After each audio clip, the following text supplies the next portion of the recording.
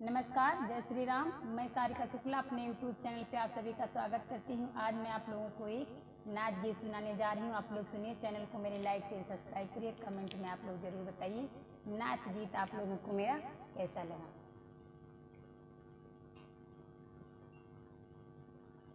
हमारी लैले की चुनरिया सुंदर लागे वालमा, हमारी लैले की चुनरिया